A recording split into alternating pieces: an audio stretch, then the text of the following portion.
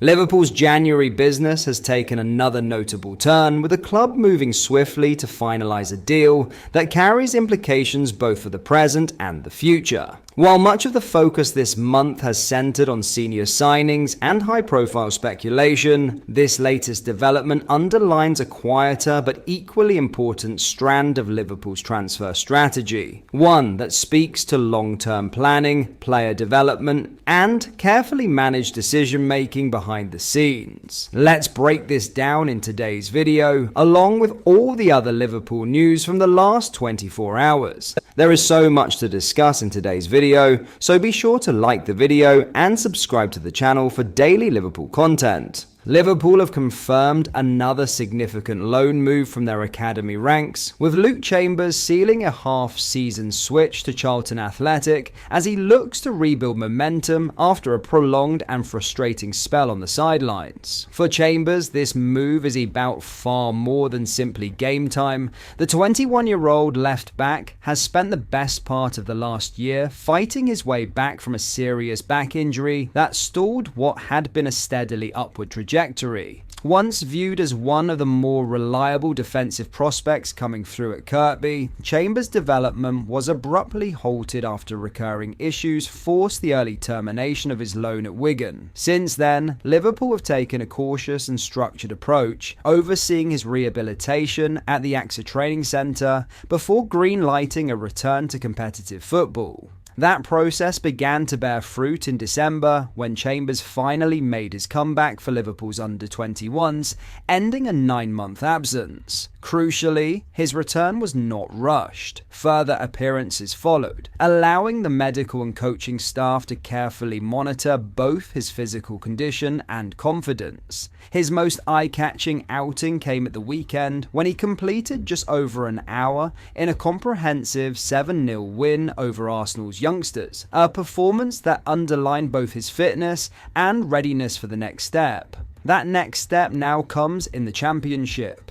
where Chambers will link up with Nathan Jones's Charlton Athletic. Currently sitting 18th after a narrow midweek defeat to Derby, Charlton are seeking greater balance and flexibility in their squad, and Chambers fits that brief neatly. While naturally a left-back, his comfort operating as a left-sided centre-back or pushing higher as a wing-back makes him well suited to Jones's preferred 3-5-2 system. For a player still rediscovering rhythm after injury, that versatility could prove invaluable. The move also reflects Liverpool's belief that Chambers is ready for sustained senior exposure once again. He already has experience of the demands of men's football, having impressed during a productive half-season at Kilmarnock before his spells in England. This loan is designed to provide continuity, regular training, competitive minutes, and the physical challenges of Championship football, without the stop-start nature that has previously hindered his progress. There is a familiar face awaiting him at the Valley too.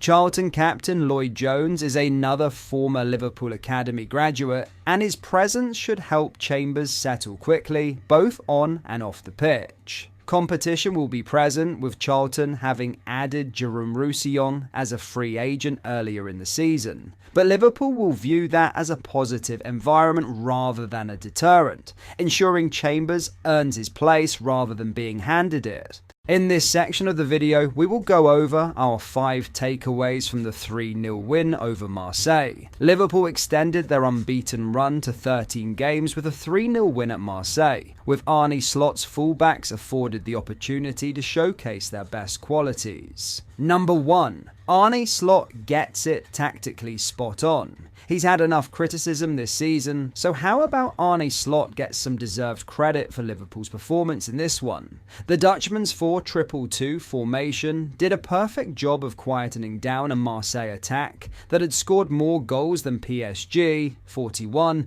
in League One this season, restricting them to 0.88 xG, largely earned through speculative shots from outside the box. It also allowed the Reds to easily work the ball from back to front, resulting in 11 shots and 1.49 xG generated, and that could have been so much more with some cleaner passing in the final third. The tweak to Ryan Gravenberch's positioning, which saw him dropping into right back to give Jeremy Frimpong license to roam, also proved a masterstroke. Slot has got plenty wrong this term, but this was a perfectly coached performance that inspires real hope that the Champions League could provide a silver lining on this disappointing campaign. Number 2. Jeremy Frimpong and Milos Kerkez set the tones. Arguably, the best thing about Liverpool's narrow setup is that it emphasised the qualities of their full-backs. Aside from playing a key role in the second goal, Frimpong was a menace all night down the right, pinning Marseille back and winning 5 out of 10 ground duels when forced to defend. Milos Kerkez too was lively, locking down Mason Greenwood in winning 7 out of 10 duels overall and providing an outlet down the left. The whole summer's business seemed to be focused on what these two players could provide, and so it surely makes sense to stick with a plan that makes the most of that going forward.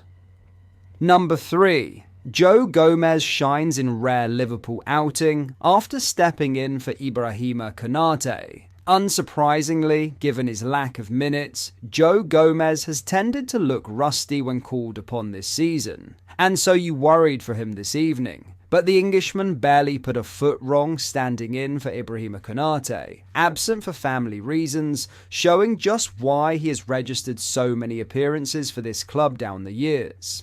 Gomez won 3/5 duels, posted 3 recoveries and made 7 clearances as part of a typically composed performance. He also showed he is no slouch on the ball, completing a ridiculous 100% of his passes, if only he could stay fit. Number 4. Mo Salah's spat with Arne Slot appears to be over. This may not have been his best game in a Liverpool shirt, but the very fact Mohamed Salah was involved from the off felt significant. Prior to the Egyptians' departure to the Africa Cup of Nations, Slot had felt that he had such a negative effect on his team's out-of-possession setup that he had no choice but to drop him.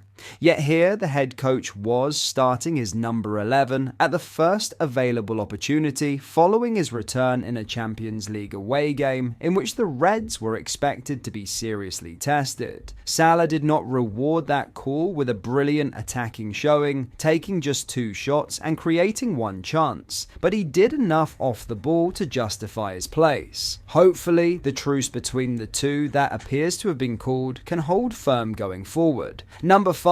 Liverpool in driving seat for Champions League top 8. With Liverpool's form so mediocre coming into this, you felt that a point was the best they could hope for, and the truth is that wouldn't have been the worst result in terms of their top 8 chances. But after rather surprisingly claiming all 3 in confident fashion, Slot's men now suddenly look an incredibly safe bet to avoid a dangerous 2-legged playoff. They sit 4th in the standings after 7 games played, and their final fixture sees 18th place Qarabag travel to Anfield. If 16 points gets you top 8 as it did last season, then surely the Reds are all but through.